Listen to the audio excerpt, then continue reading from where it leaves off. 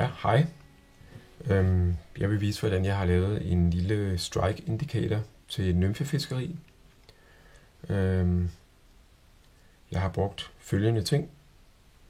Silikone, slange, jeg ved ikke, 4 mm tror jeg det er.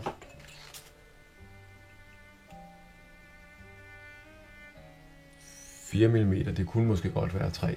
4 mm, det var det jeg havde. Fungerer jo i hvert fald fint nok. 4 mm silikonslange, blødt.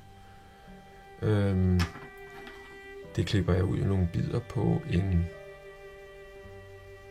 4-5 mm. Man kan prøve lidt forskelligt, prøve sig lidt frem til hvad der fungerer bedst. Så nogle der. Så har jeg taget noget uld. Det kan man købe i garnforretninger, og det er sådan noget, jeg tror det er sådan noget, man bruger til kiltning eller sådan noget. Det kan også være kunststof, jeg er faktisk i tvivl om, hvad det her er, det ene eller det andet. Uld eller noget kunststof af en eller anden slags. Bare det er noget, der kan holde en masse luft, og som man også kan imprægnere en lille smule.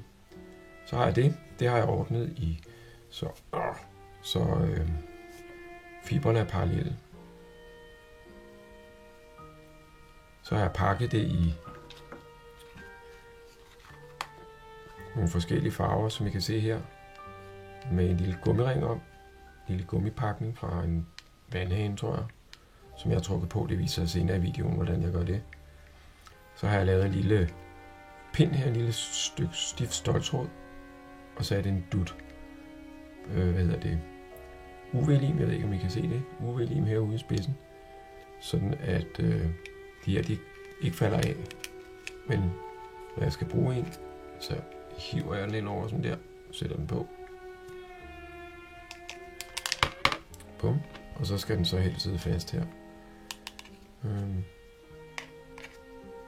I min æske. Jeg ved ikke, hvordan man vil gøre det. Det kan man gøre på alle mulige måder. Det er ikke helt. Det kan godt som vil. Jeg har i hvert fald lavet sådan en lille kit her. Man kan også have det hele i en plastikpose. Og så skal jeg vise jer, hvordan jeg bruger det. Så vil jeg gerne demonstrere mit lille strike indicator sæt her. Det består af 3 forskellige farver uld. Og så består det af en lille holder her med nogle silikonringe på. Eller rør.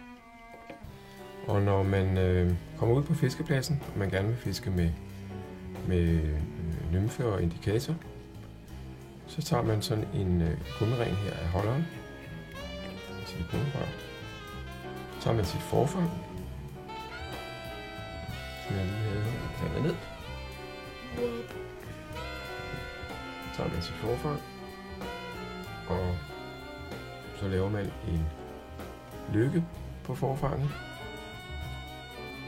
Den lykke, den stikker man ind igennem sin silikonslange. Det er ikke ret svært. Selv en ældre mand som mig kan gøre det uden problemer. Sådan der. Og så tager jeg den ønskede farve af mit garn. Og hiver gummiringen af.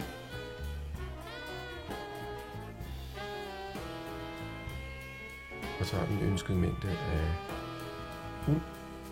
Det kan jo være en stor en, hvis der er meget gang i vandet, eller lyset er dårligt, eller et eller andet, eller lignende, hvis vandet er meget klart, og fisken er sky. Så tager jeg sådan en her. Den stikker jeg ind igennem den løbe på forfanget, jeg har fået lavet. Så skubber jeg min ring op til ulden, og så tager jeg forfanget, og så hiver jeg. Bingo bango.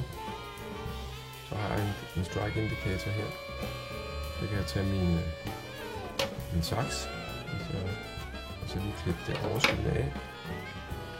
Så den kommer til at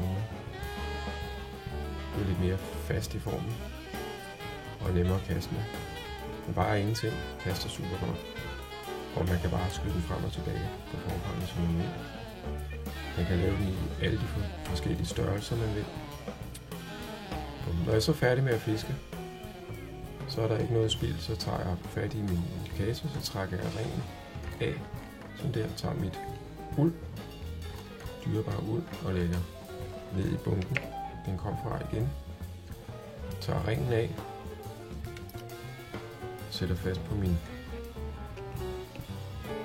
lille pind her, som så i det her tilfælde sidder fast. Så tager jeg rullet og lægger tilbage, ordner det lige, måske lige lidt. Så tager jeg min perang, som man jo som regel har hos den krogløser, som man har på sig alligevel uden fiskevandet.